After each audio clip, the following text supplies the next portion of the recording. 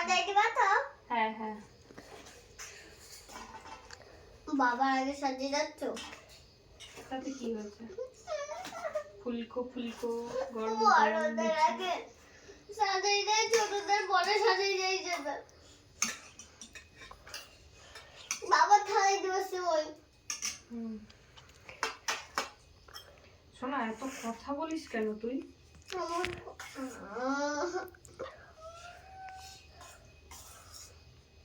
বাবাকে জল আনতে বলেছিস একটু?